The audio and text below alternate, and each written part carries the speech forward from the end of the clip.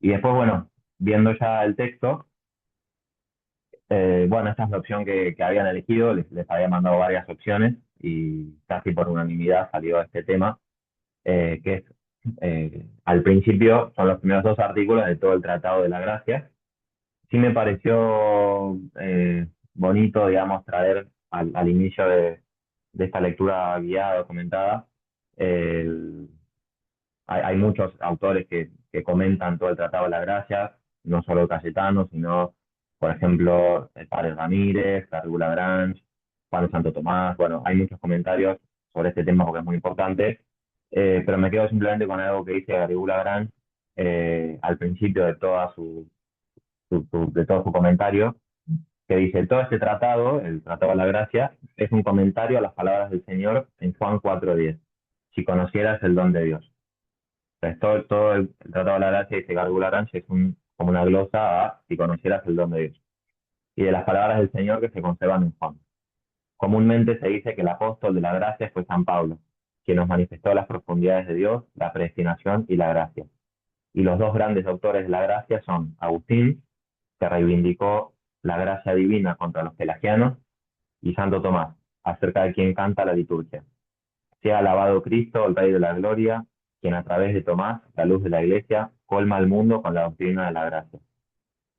Bueno, y termina. La escuela tomista siempre defendió la sobrenaturalidad esencial de la gracia y su eficacia desde el interior. Bueno, me pareció bien como marco tener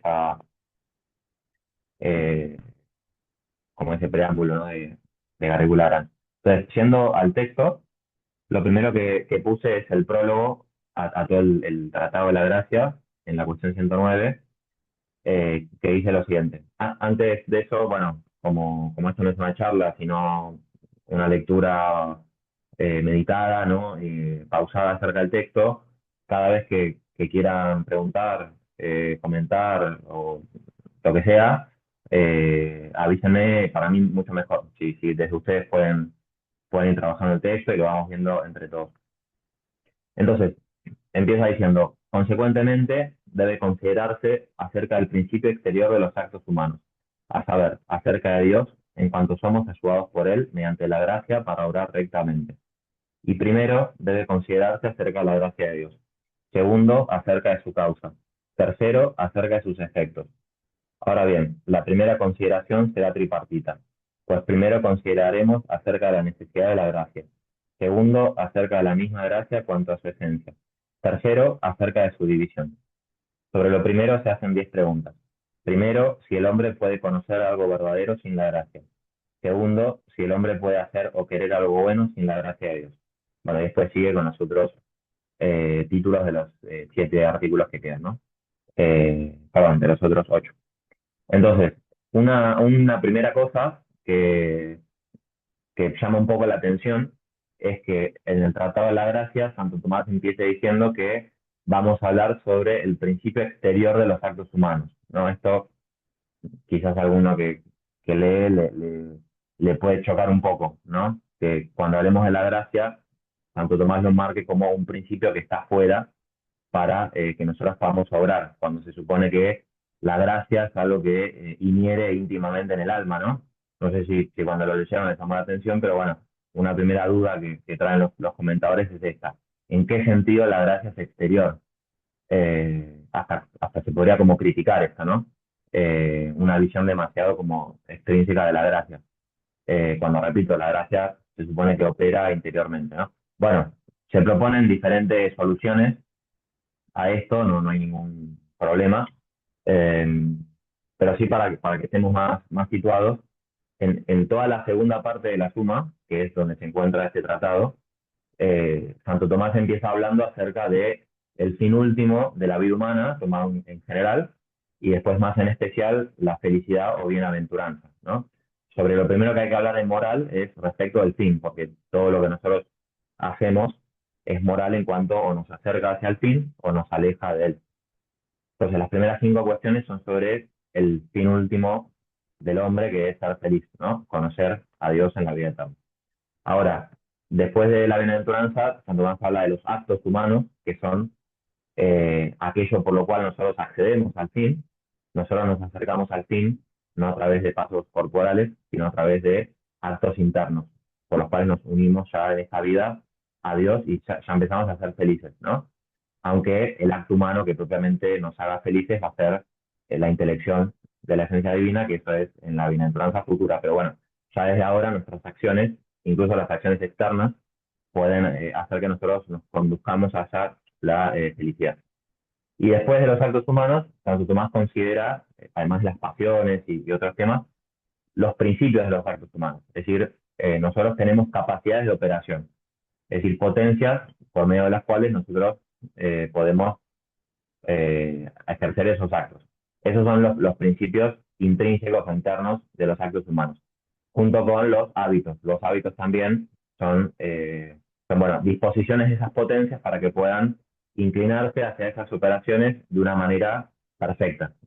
Si se trata de las virtudes. Si son los vicios, son hábitos que modifican las potencias en contra de su naturaleza, ¿no? O sea, hacen que la inteligencia piense peor, que la voluntad haga menos el bien o lo haga mal, etcétera, etcétera. Esos son los vicios, pero no dejan de ser principios intrínsecos, ¿no? Que están en nuestras potencias. Entonces, después de los actos, cuanto más considera los principios, primero los intrínsecos, las potencias y los hábitos, o sea, las virtudes y los vicios, y después va a considerar los principios exteriores de los actos humanos. Es decir, aquello que, como desde fuera, de esas mismas potencias, hace que nuestras potencias actúen. Y ahí, bueno, si es hacia el mal, nosotros podemos pensar en el demonio, por ejemplo, entonces ahí tanto más atrás como el demonio desde fuera nos sugestiona para que nosotros no hagamos actos humanos buenos, entonces no nos acerquemos a nuestro fin, sino que nos alistemos. Pueden también ser otros hombres, en ese sentido, Salvás considera, por ejemplo, el pecado original, ¿no? Eh, bueno, y después, el principio exterior que nos conduce hacia el bien es Dios. Y ahí dice, Dios nos instruye mediante la ley para que nosotros hagamos el bien, y entonces está el tratado de la ley en la Suma Teología, la cuestión 90 en adelante, eh, y en segundo lugar, Dios nos auxilia interiormente mediante la gracia. Entonces, la ley y la gracia son estos dos principios exteriores de nuestros actos para que nosotros seamos conducidos por Dios hacia la felicidad. Ese es como todo el marco general en la segunda parte de la suma, donde está ubicada la gracia. Y de hecho también es interesante, no lo vamos a ver ahora, pero si uno va a los comentarios de la escritura de Santo Tomás tiene un sermón sobre la división de toda la Biblia, y para él toda la Biblia se divide en ley y gracia. Dios en el Antiguo Testamento los instruye para que nosotros, por medio de la ley, seamos conducidos hacia la felicidad, y en el Nuevo Testamento Dios nos da el auxilio de la gracia para que interiormente seamos conducidos por su ayuda a la felicidad. Entonces es interesante ver ese paralelo entre toda la segunda parte de la suma y toda la Biblia, según la división que hace Santo Tomás. Pero bueno, la ley no lo vamos a ver, ahora estamos en la cuestión acerca de la gracia. Y bueno, respecto de si es exterior, si es interior, podemos decir, Dios es un agente externo a nosotros, no somos nosotros, ni está dentro de nosotros en algún sentido, en otro sentido sí, pero la gracia nos la infunde interiormente para movernos interiormente, ¿no? Entonces, en algún sentido la gracia también es intrínseca.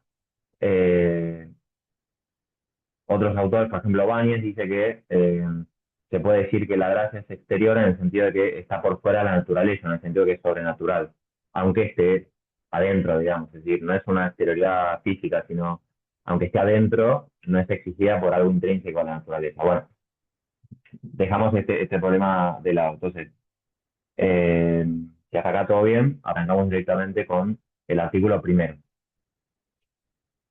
En el artículo primero aparece el tema de eh, básicamente si es necesaria la gracia para conocer la verdad, ¿no? O sea, si el hombre puede conocer algo verdadero sin la gracia, o si al contrario necesita la gracia para poder conocer la verdad.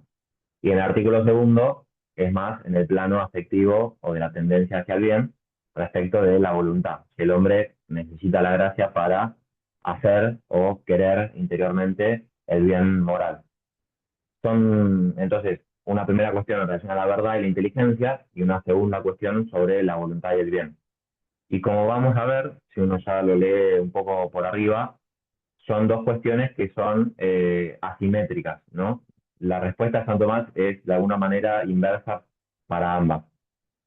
Así, spoileando un poco, digamos, nosotros sí podemos conocer la verdad. O sea, en el artículo primero es como que dice que sí, y no hace ninguna distinción de si el hombre está, si es antes del pecado, si es después del pecado, si es la naturaleza corrupta, si es la naturaleza íntegra. Es como que no hace ninguna distinción de lo que se llaman los estados de la naturaleza humana, que es un tema así como escolástico. Y en cambio, el segundo artículo es más complejo. Hace más distinciones, no responde tan absolutamente. Esto ya nos dice que el pecado original, que está un poco detrás de todo lo que se está diciendo acá, porque el tema de la necesidad de la gracia está conectado eh, con el pecado original, nos está diciendo que el pecado original afectó de una manera asimétrica a la parte intelectiva, o sea, de la inteligencia, y a la parte intelectiva por participación, que es la voluntad y los afectos en general. O sea, no sufrimos de la misma manera las consecuencias del pecado en nuestra inteligencia, por la vía de la ignorancia, que en nuestros apetitos, por las heridas afectivas de la debilidad, ¿no? La concupiscencia, etcétera. Esto, si ustedes van creo que es al final, sí, si ustedes van a la página 5 al final, no sé si lo tienen ahí, la respuesta a la tercera objeción, o sea, lo último que tienen en el texto, dice un poco esto. Lo dice al final, pero bueno, me pareció bueno ya tenerlo en cuenta desde el principio. Dice, al tercero debe decirse que el hombre incluso no puede conocer lo verdadero sin auxilio divino, como más arriba se dijo. Eso no importa, pero ahora dice, y sin embargo, la naturaleza humana está más corrompida por el pecado cuanto al apetito del bien que cuanto al conocimiento de lo verdadero. Entonces, no es idéntica el grado, digamos, de la repercusión negativa que tuvo el pecado en el conocimiento de lo verdadero y en el apetito del bien. Cuando Santo Tomás explica el pecado original, dice que está sobre todo en la voluntad. Es decir, que afectó sobre todo a la voluntad, más que a la inteligencia. Bueno, yendo entonces al artículo primero. Entonces vamos al artículo primero. Repito que cuando quieran preguntar algo, pregunten, si no yo sigo. Entonces, al primero así se procede. Parece que el hombre, sin la gracia, no puede conocer nada verdadero. Salteamos las objeciones para no confundirnos y las leemos directamente al final y pasamos a el set contra, donde dice, pero en contra está lo que dice Agustín. Y aprovecho entonces, mientras lo buscan, si ustedes ven un poco por arriba los dos artículos, van a ver que la doctrina de Santo Tomás, por la necesidad de la gracia, se sustenta sobre todo en San Pablo y San Agustín, ¿no? Santo Tomás en todos los temas fundamentales, tanto filosóficos como teológicos, sobre todo teológicos, pero en filosofía también, sigue muchísimo a San Agustín, ¿no? En los temas principales de la teología, además de otros padres, es principalmente a San Agustín. Eso se ve en Tratados de la Trinidad, se ve en la Cristología y se ve especialmente en este tema en el que, como ya regularán al principio, San Agustín reivindicó la gracia divina contra los pelagianos, ¿no? Entonces, San Agustín tiene todos unos escritos antipelagianos, por la polémica contra Pelagio. Recuerden que Pelagio decía que el hombre podía básicamente salvarse sin la gracia, es decir, a partir de su libertad. El hombre, por su propia fuerza natural que Dios le dio, libremente podía hacer acciones que los condujeran a la vida eterna, ¿no? Entonces, Pelagio tenía una visión demasiado optimista, por decirlo de alguna manera, de la naturaleza humana, tenía como poca conciencia del pecado y en el fondo la gracia se volvía innecesaria o en todo caso ayudaba pero no era fundamental, ¿no? Tiene argumentos para eso que no los vamos a ver, pero San Agustín arremete en contra de Pelagio, el monje. San Agustín también fue monje, después fue obispo y entonces en Agustín hay textos donde se ve muy fuerte la conciencia de la corrupción que tiene la naturaleza humana por el pecado y la absoluta necesidad que tiene el hombre de que Dios lo sane y lo eleve por la gracia al plano sobrenatural para que el hombre pueda salvarse. De hecho, leyendo estos textos de San Agustín es que un monje agustino, siglos después, como es Lutero, justamente dice lo que dice, ¿no? Entonces, este primer artículo, vieron que dice, bueno, parece que el hombre sin la gracia no puede conocer nada verdadero, eso es lo que dice Lutero. Lutero vieron que a la razón la llama la prostituta del demonio, ¿no? Eh, entonces Lutero tiene una visión demasiado negativa de la naturaleza humana y sobre todo de la inteligencia. Entonces para Lutero la inteligencia no puede alcanzar la esencia de las cosas, porque aparte Lutero es nominalista, entonces en las cosas no hay esencia, sino que son meros individuos singulares. Y Lutero se carga toda la metafísica, toda la teología filosófica, entonces solo la fe, ¿no? Quizá la inteligencia puede conocer algo más en orden a lo práctico o a lo más accesorio, pero en lo esencial y en el concepto de la verdad, necesitamos sí o sí que Dios nos dé la fe. Bueno, eso pensaba Lutero y pensaron otros sin hablar de la gracia, pero respecto a la inteligencia humana, ¿no? Hoy en día, yo creo que el 90% de las personas en la cultura piensan que la inteligencia humana o no existe o si tenemos algo así como una potencia de pensamiento, no puede alcanzar la verdad de las cosas porque no existe la verdad, básicamente. Entonces, lo que va a decir Santo Tomás acá va a ser importante, ¿no? Una defensa de la capacidad intrínseca que tiene el hombre para, con su luz natural, alcanzar el ser de las cosas, ¿no? Si las cosas tienen un ser que viene de Dios y el hombre lo puede alcanzar con su capacidad. Esto es, para la cultura actual es muy importante, contra el escepticismo actual, ¿no? Bueno, entonces yendo al ser contra de San Agustín, dice, bueno, en contra está lo que dice Agustín en el libro primero de las retractaciones. Acá un comentario: el libro de las retractaciones de San Agustín es un libro en el que él no necesariamente se retracta, en el sentido en que nosotros usamos la palabra retractar, en el sentido de que cambie de opinión de todo lo que había dicho, sino que a veces es retractar, es simplemente volver a tratar. Entonces, no siempre se corrige, sino que a veces simplemente agrega cosas o hacer un comentario, algo que había dicho, pero no siempre se retracta en el sentido actual de la palabra. Acá en este caso sí, porque él antes había dicho, Dios, que no has querido que sepan lo verdadero sino los puros, ¿no? Él había dicho eso, y después acá se retracta diciendo, en efecto, puede responderse que aún muchos impuros saben muchas cosas verdaderas, pero el hombre se vuelve puro mediante la gracia, según aquello del Salmo primero, crea en mí un corazón puro, Dios, e innova un espíritu recto en mis vísceras. Por lo tanto, sin la gracia puede el hombre conocer la verdad por sí mismo. Bueno, esta es el argumento de autoridad, ¿no? San Agustín. Y ahora viene la respuesta.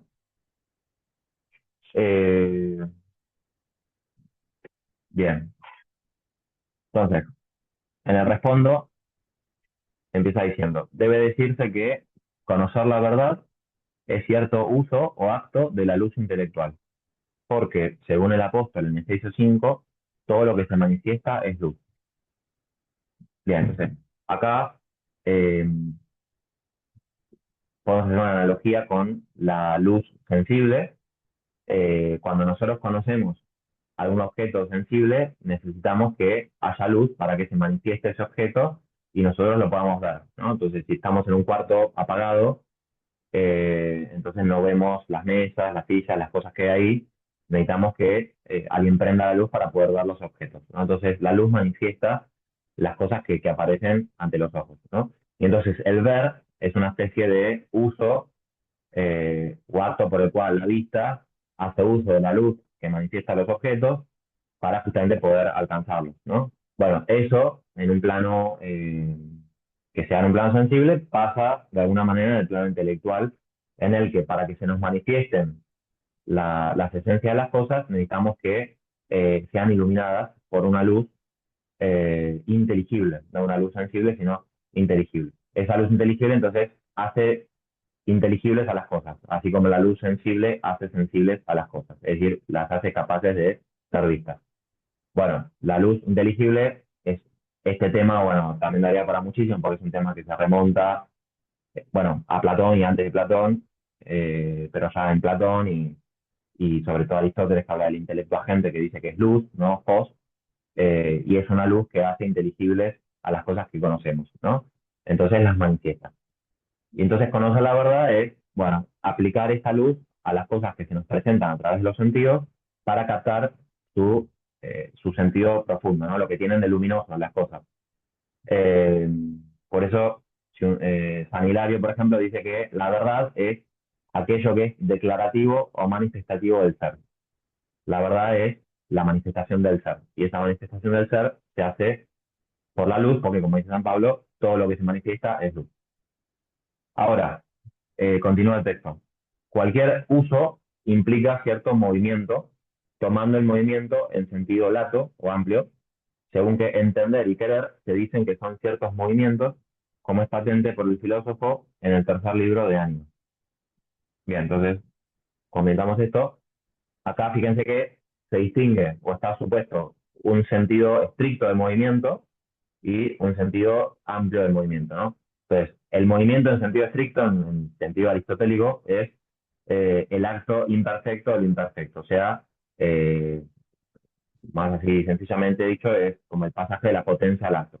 Entonces yo tengo agua, por ejemplo, fría y la pongo a calentar y entonces en ese proceso se va moviendo y va ganando una actualidad que no posee, sino de la que está en potencia, hasta llegar al término final, la ebullición, entonces está caliente y hacemos el mate, ¿no?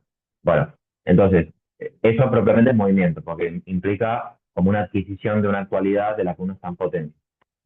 El entender no es eso. Esto ya también llama la atención, porque a veces tenemos como esa idea del pensar o del entender como si fuera un movimiento, pero a nivel espiritual. Y ya Aristóteles dice que no. El entender, ni siquiera el conocimiento sensible, aunque sea con movimiento, es propiamente un movimiento, ¿no? Sino que el entender, así como el querer, es un acto de lo perfecto en cuanto es perfecto. No, no es un movimiento.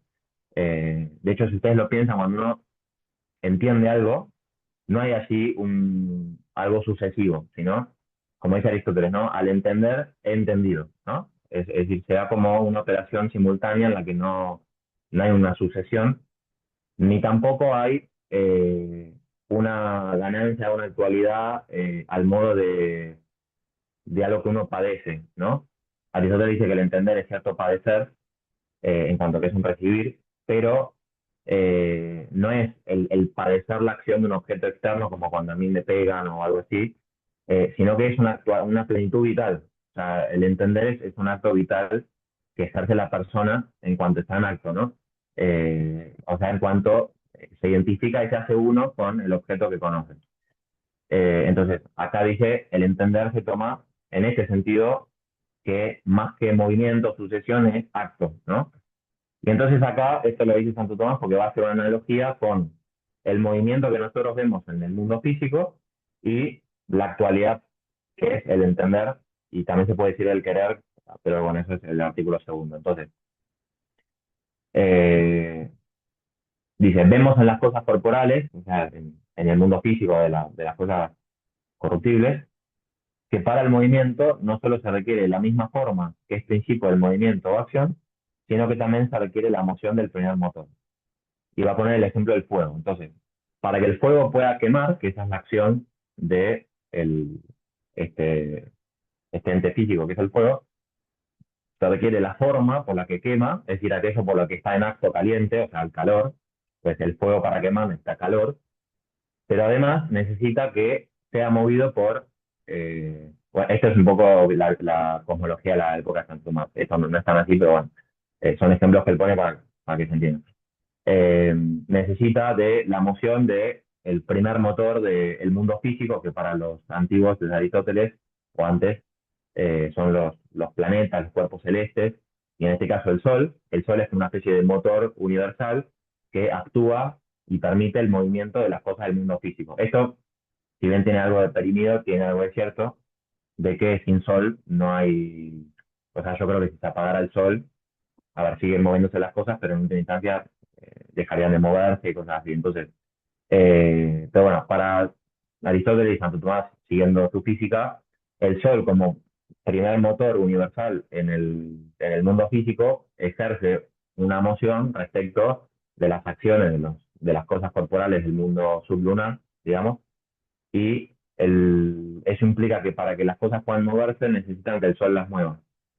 Esto, bueno, suena medio raro, pero bueno, creo que se entiende un poco la analogía. Entonces, el fuego necesita el calor, que es aquello por lo cual quema, pero para quemar, de hecho, necesita que sea movida por el sol. Entonces necesita la moción y la forma. De hecho, si el fuego tuviera el calor, pero no fuera movido por el sol, no quemaría. Eso tampoco nos cuesta imaginarlo, que un fuego que tenga calor y sin embargo no nos pueda quemar porque no lo está moviendo el cuerpo celeste, ¿no? Bueno, esto en el mundo físico. Ahora tenemos que hacer la analogía para ver qué hay de parecido y qué hay de semejante respecto a este ejemplo con los movimientos que se dan en el alma en sentido impropio, o sea, el entender. El entender va a ser un acto que, así como el quemar, va a necesitar una primera influencia de Dios como primer motor absoluto, no solamente del mundo físico, sino del mundo, de todo el mundo creado, para poder entender, ¿no? Y entonces conocer la verdad. Entonces continúa el texto. Ahora bien, es manifiesto que, así como todos los movimientos corporales se reducen al movimiento del cuerpo celeste como al primer motor corporal, así también todos los movimientos, tanto corporales, es decir, los movimientos en sentido propio, como espirituales, o sea, en sentido amplio, actos perfectos, u operaciones, se reducen al primer motor absolutamente, que es Dios. Esto, si le suena, es un poco la primera vía también, ¿no? Que es la vía aristotélica. Y por esto, por más perfecta que se ponga alguna naturaleza corporal o espiritual, no puede proceder hacia su acto a menos que sea movida por Dios. Entonces, todas las cosas, en cuanto tienen alguna actualidad, ya sea sustancial o más en sentido estático, podemos decir, ya sea en un sentido dinámico, alguna operación, en cuanto que no es una actualidad plena, sino que es una actualidad participada, o sea, limitada, imperfecta, móvil, se tiene que sustentar en aquel que es la actualidad por esencia, que es Dios, ¿no? Entonces, Dios como primer motor es aquello por lo que se mueven todas las cosas, y Dios como el acto primero, es decir, la perfección absoluta, es aquello por lo que toda perfección que se encuentra en las cosas, como el hecho de ser y el hecho de obrar, porque uno no tiene ser, se fundamenta en esa perfección absoluta de Dios. Entonces, la operación, como al entender, aunque toda otra operación, en cuanto que tiene algo de actualidad, depende en última instancia de la actualidad de Dios. Así, Dios opera en todas las operaciones de los operantes, ¿no? Dios opera en todas las operaciones de las cosas, incluso en las acciones libres. O sea, Dios es causa y actúa en los actos libres de las criaturas racionales, los ángeles y los hombres. Y toda cosa no podría obrar, que no podría ejercer una actualidad, porque no es la actualidad plena. Es decir, si cada cosa no es plenamente ser, no puede hacer una operación que la operación es cierto ser, si no fuera porque está sustentada por aquel que propiamente es, ¿no? Bueno, no sé si más o menos se entiende lo que quiero decir. Entonces, si uno va a otros lugares de la obra de San Tomás, por ejemplo, en la cuestión disputada sobre la potencia de Dios, hay un artículo muy famoso, ¿no? La cuestión 3, artículo 7, donde San Tomás explica en qué sentido Dios opera en todas las operaciones de las criaturas, y él termina diciendo que Dios opera en todos los que operan porque les da la virtud operativa o la potencia, conserva la potencia, aplica la potencia a la operación y actúa, es decir, por su virtud actúa la virtud de la criatura, ¿no? Entonces, Dios nos da todas nuestras capacidades de operación, nos la conserva en el ser, y cada vez que actuamos, es Dios que nos tiene que mover para que nosotros podamos movernos, ¿no? No nos moveríamos si Dios no nos mueve. Así como el fuego no quemaría si el sol no lo moviera, ¿no? Bueno, ahora Santo Tomás lo que va a hacer es distinguir la moción universal del primer motor celeste, que es el Sol, por ejemplo, de la moción universal del primer motor absoluto, que es Dios como acto puro, ¿no? Porque son desemejantes. Uno es un agente natural que ilumina necesariamente, o sea, el Sol ilumina, es decir, mueve y ejerce su moción de manera necesaria. En cambio, Dios es un agente libre que no necesariamente mueve a las cosas, sino que las mueve porque quiere. Entonces, cada vez que actuamos es porque Dios quiere que nosotros actuemos, ¿no? porque no se sigue la moción de él para que nosotros actuemos según la necesidad de su naturaleza. Por eso acá entonces lo distingue, dice, moción que ciertamente es según la razón de su providencia, no según la necesidad de la naturaleza, como la moción del cuerpo celeste. Entonces, acá Santo Tomás se distingue, por ejemplo, de Avicena y de otros filósofos árabes que decían que la acción de Dios brotaba necesariamente de su esencia, como una especie de cascada, ¿no? Que se vuelca necesariamente hacia las criaturas. Eh, por eso para Avicena, por ejemplo, Dios crea necesariamente, por ejemplo, y acá Santo Tomás no, es muy consciente de que Dios es un agente libre y que en última instancia todo depende de que Él quiera y de su providencia. Entonces todas las operaciones están sujetas a la moción divina según su providencia. Y además, otra distinción con el agente natural, como es el sol, es que el sol le da la moción al fuego, pero no le da el acto formal. O sea, Dios no hace que perdón, el sol no hace que el fuego sea fuego, sino no crea el fuego, sino que simplemente permite con su moción que el fuego pueda calentar. Pero Dios no es así. Dios no es que hay criaturas independientemente de él y él solamente interviene para moverlas, sino que Dios también es causa de el hecho mismo de que tengan ser y de que sean tales cosas y de que tengan potencias y que puedan obrar. O sea, Dios es causa de todo lo que hay en la criatura. Por eso dice, no solo toda moción viene de Dios como el primer motor, sino que también viene de él toda perfección formal como el primer acto. Bueno, entonces la conclusión. Eh, dice, así, por consiguiente, la acción del intelecto y de cualquier ente creado depende de Dios cuanto a dos cosas. De un modo, en cuanto de él tiene la forma por la que actúa, esto va a ser la luz, que es la luz del intelecto agente, o sea, esta luz intelectual por la que entendemos. De otro modo, en cuanto es movida por él para obrar. Ahora bien, cada forma íncita por Dios o dada por Dios en las cosas creadas tiene eficacia respecto de algún acto determinado, hacia el cual tiene poder según su propiedad, y no tiene poder más allá de él, a no ser mediante alguna forma sobreañadida, como el agua no puede calentar, sino calefaccionada por el fuego. Entonces, voy a resumir porque creo que tardamos demasiado en este primer artículo para pasar al segundo, pero básicamente lo que va a decir, Dios le da a la inteligencia humana la luz por la que puede conocer la verdad de los inteligibles hacia los que se extiende esa luz, es decir, nuestra luz intelectual puede llegar a iluminar las cosas que nosotros podemos recibir a partir de las cosas sensibles.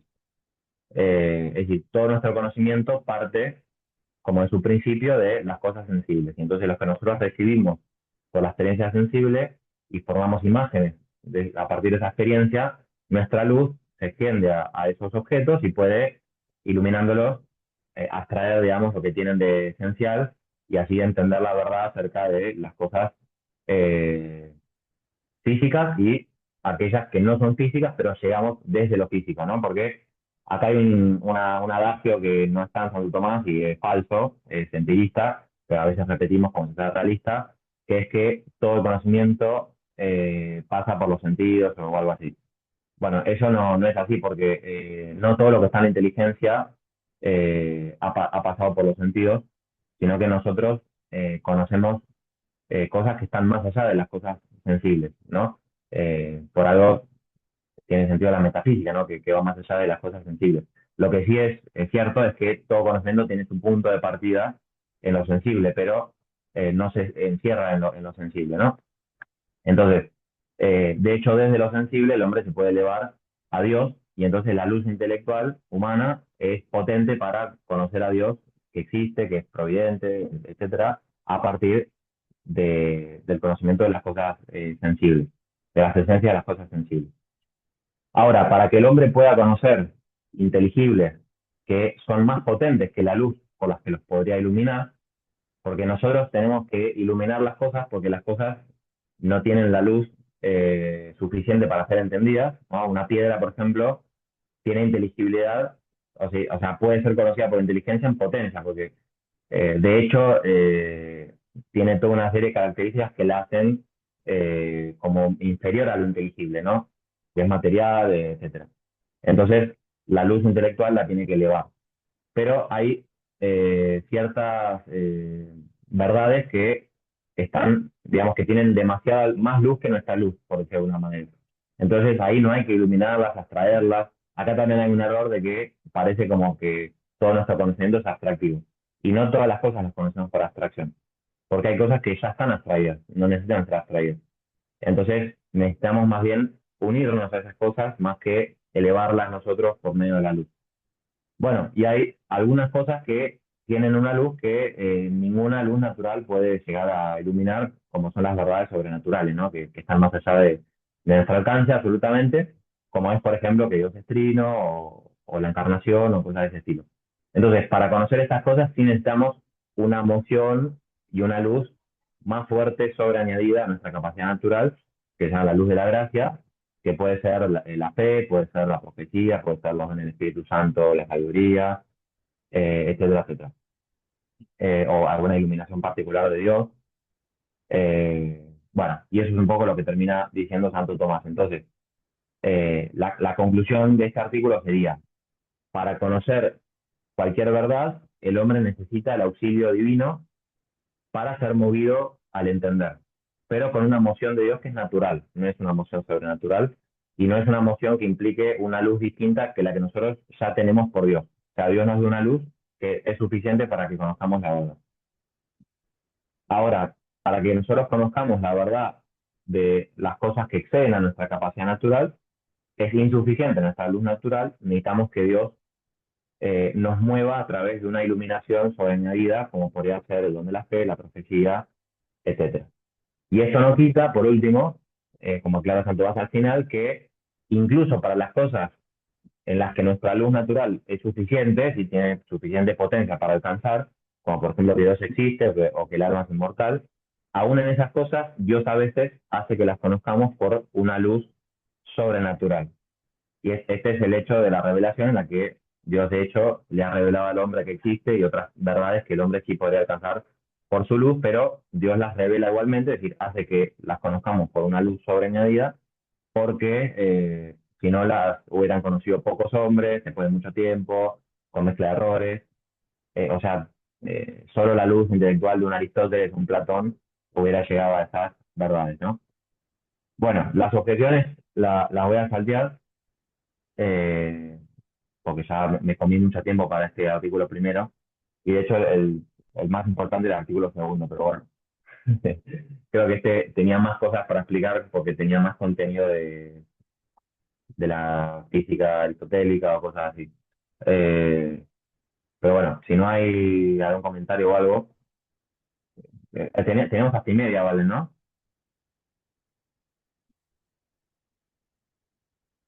Sí, ¿no? Ahí. Sí, tenemos, sí, todavía tenés. Acá Silvano tiene una pregunta, comentario por texto. No está de acuerdo con lo que dijiste, básicamente. Claro. No entendió nada. ¿Me escuchás ahí? Sí, Eh, en este punto es que hay alguna diferencia entre San Agustín y Santo Tomás en cuanto a la iluminación para el conocimiento de verdades naturales. sí, bueno, acá hay como una polémica. Por ejemplo, Gilson dice que Santo Tomás rechaza la iluminación.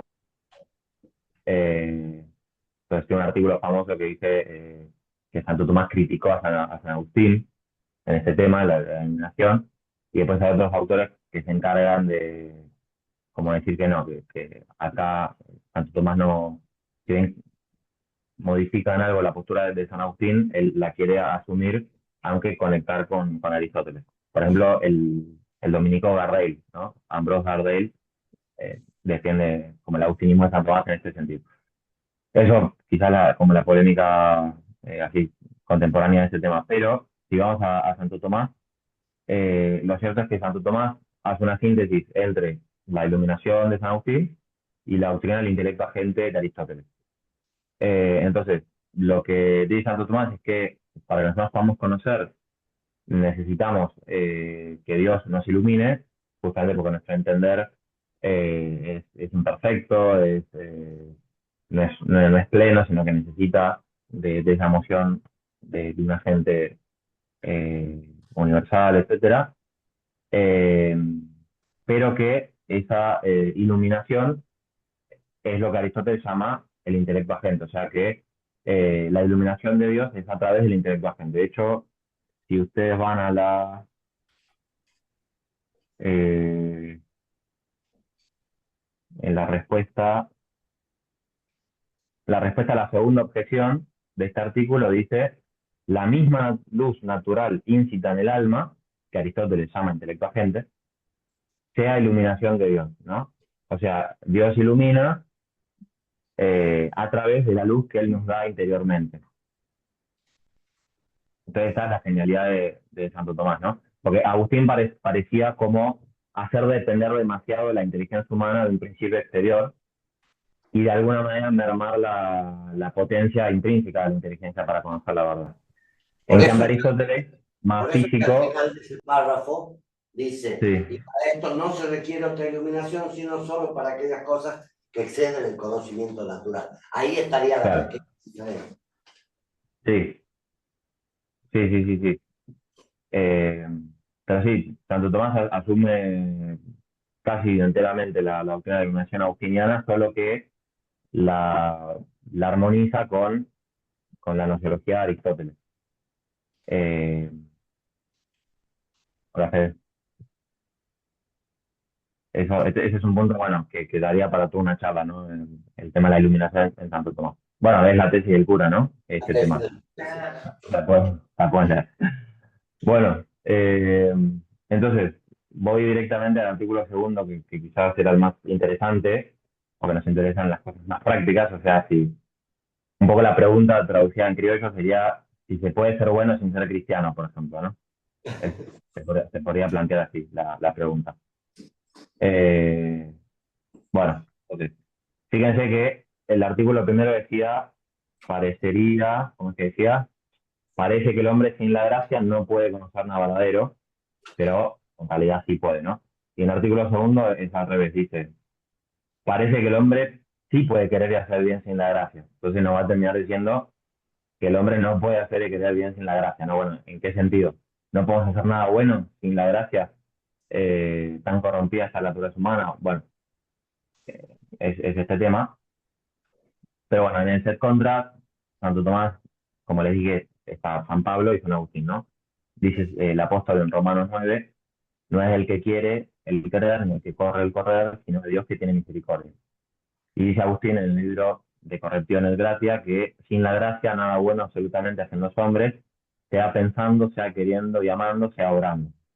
Es fuerte, ¿no? La expresión, ¿no? Sin la gracia nada bueno absolutamente hacen los hombres. Bueno, ¿en qué sentido? Eh, entonces, como tengo poco tiempo, no sé si voy a leer el texto, eh, me van a tener que disculpar, voy a resumir lo que dice Santo Tomás. Entonces, básicamente, acá sí Santo Tomás va a distinguir lo que son los estados de la naturaleza humana, los modos en los que se dio la naturaleza humana en la historia de la salvación, digamos. Acá los comentaristas distinguen más estados, Santo Tomás es más simple. El padre Fuego decía, cuando leo a Santo Tomás entiendo, cuando leo a los comentaristas me confundo, ¿no? Bueno, hay un poco de esto porque muchas veces complican las cosas. Entonces, Santo dice, la naturaleza humana se puede considerar en dos estados. En el estado de integridad, es decir, el del primer padre antes del pecado original, no Adán y Eva antes del pecado original, y en el estado de naturaleza corrupta, después del pecado original. Acá sí me parece importante que las traducciones modernas, por ejemplo la de Labat, la expresión naturaleza corrupta o corrompida la traducen por naturaleza caída, pero en Santo Tomás la expresión es esa, naturaleza corrupta.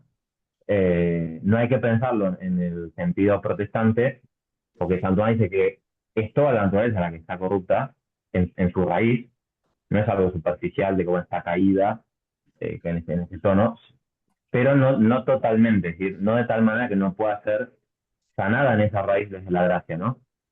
Pero si uno ve que la corrupción está en la esencia de la naturaleza humana, es decir, que es algo profundo y no es simplemente una caída que queda como más leve, uno ve que la sanación de la gracia es algo que toca lo más profundo de la naturaleza del hombre, porque si la naturaleza siempre se vea como caída, bueno, una pequeña ayudita para levantar, ya estamos bien. y entonces eso disminuye incluso el efecto de la gracia. La gracia eh, penetra hasta el fondo, la área profunda de la naturaleza. Bien, entonces, simplemente, uy, ¿Qué pasó? ¿Se escucha? Ahí tenés. Como la película de suspenso, justo en el momento más. Acá estoy, pensé que se me había ido. No, no, no. No, sí, Es no, la te escuchamos naturaleza bien. corrupta. Fue la imagen, ahí volví. Bueno, eh, bueno, no comento más de eso de la naturaleza corrupta, pero bueno, entonces en esos, básicamente pre-pecado original, post-pecado original.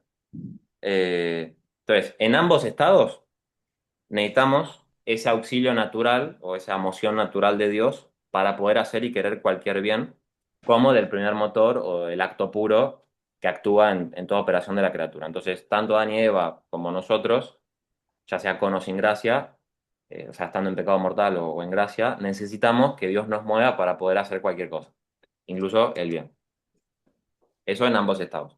Ahora, en el estado de naturaleza íntegra, antes del pecado original, la capacidad operativa de Adán y Eva era suficiente para, sin un auxilio sobrenatural de Dios, poder hacer y querer todo el bien proporcionado y connatural a la naturaleza humana.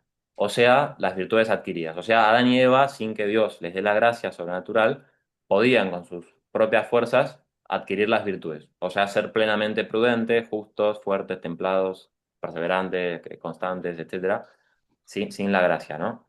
Y podían entonces alcanzar por sus fuerzas una felicidad natural, como es una contemplación de Dios, tal cual es posible al hombre en esta vida, ¿no? Pero no, su capacidad operativa no era suficiente para que ellos puedan alcanzar el bien sobrenatural. O sea, por más que se esfuercen, no podían tener las virtudes infusas, ¿no? No solamente las cardinales, una prudencia infusa, una fortaleza infusa, sino sobre todo las teologales. O sea, no hubieran podido, no es que uno piensa mucho y reflexiona mucho acerca de Dios y de repente descubre que es trino, eso no sucede, sino que hasta que Dios, ni tampoco con un acto de caridad, por más amor natural que uno le tenga a Dios, no se puede producir un acto de caridad porque eso viene de que Dios te comunique su naturaleza y se quiere unir a vos, ¿no? Entonces, eso sí se requiere una gracia añadida a la fuerza natural. Eso en el caso de naturaleza íntegra. Entonces, Adán y Eva ante el pecado necesitaban la gracia solo para una cosa, para ser elevados al plano sobrenatural en el ejercicio de las virtudes infusas, de los dones del Espíritu Santo y para llegar a la felicidad sobrenatural que es ver a las personas divinas, ¿no? Bueno, pero está una naturaleza corrupta, que es el nuestro sin la gracia o incluso a veces es con la gracia, pero que todavía no ha perfeccionado demasiado nuestra naturaleza, porque, bueno, esto no lo puedo explicar mucho, pero la gracia es sana, pero no es que ya uno es perfecto así nomás con la gracia, sino que uno tiene que seguir perfeccionándose. Pero bueno, en estado de naturaleza corrupta, sin la gracia, Adán y Eva después del pecado original, necesitaban la gracia como a doble título. No solamente para que los eleve a sus potencias, a su afecto, a su voluntad, para que alcancen el bien que sobreexcede la naturaleza humana, o sea, el bien desproporcionado a la naturaleza, que es el bien de las virtudes infusas y las virtudes teologales y los dones del Espíritu Santo, y en última instancia para unirse a la naturaleza divina y ver a Dios, sino que también necesitaban la gracia para sanar la naturaleza, o sea que la, la fuerza de la naturaleza humana quedó dañada de tal manera que el hombre no puede hacer todo el bien que es proporcional a su naturaleza. O sea, sin la gracia, o sea, sin la gracia no podemos hacer todo el bien del que seríamos capaces por nuestras fuerzas naturales.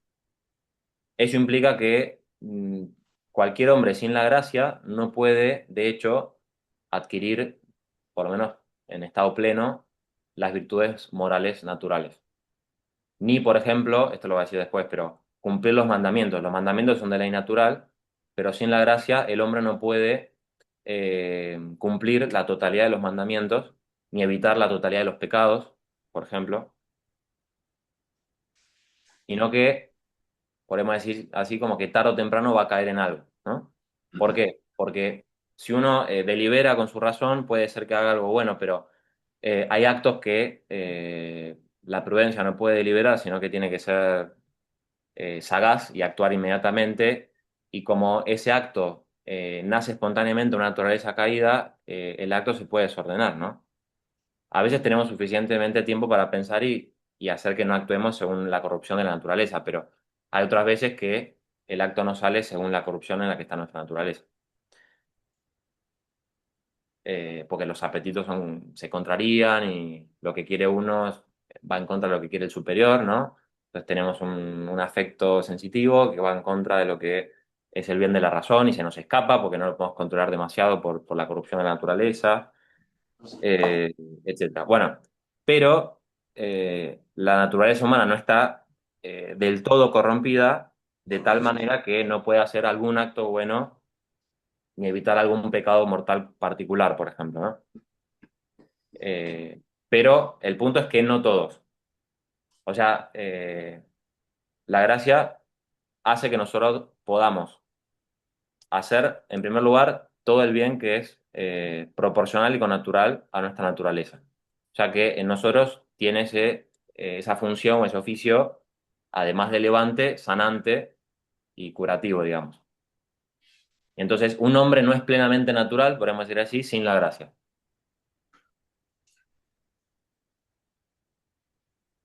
Y de hecho, la situación hasta parece bastante más triste, porque los ejemplos que pone Santo Tomás de algunos actos moralmente buenos que sí podemos hacer son más bien del ámbito técnico, por ejemplo, dice edificar casas, plantar viñas, o sea, son todas acciones poéticas, técnicas, que de hecho no perfeccionan al sujeto que las hace, sino a la obra producida, ¿no? Si cuando uno edifica un edificio, la perfección del acto está en el edificio, no en el que lo hace.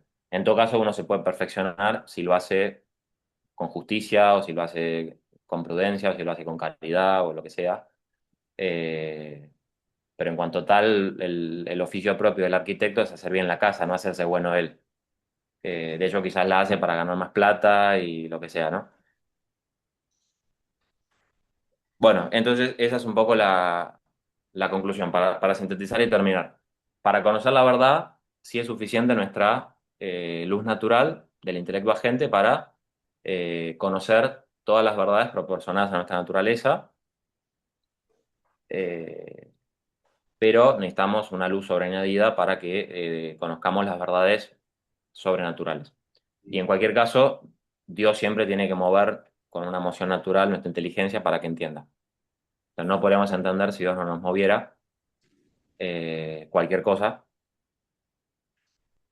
Eh, Podríamos entender alguna verdad natural solo con esa moción, no podríamos entender una verdad sobrenatural sin una moción además sobrenatural, a través de una nueva iluminación. Y en el plano afectivo, más moral, en cualquier estado del hombre necesita una moción divina natural que mueva la voluntad para que quiera algo, pero en el estado de naturaleza caída, o en el estado de íntegra, perdón, eh, no lo necesitaba, no necesitaba un auxilio gratuito para ejercer el bien con natural y proporcionado a nuestras fuerzas, sí para el bien que excede la naturaleza, como es el de las virtudes infusas, teologales, los dones del Espíritu Santo, etc.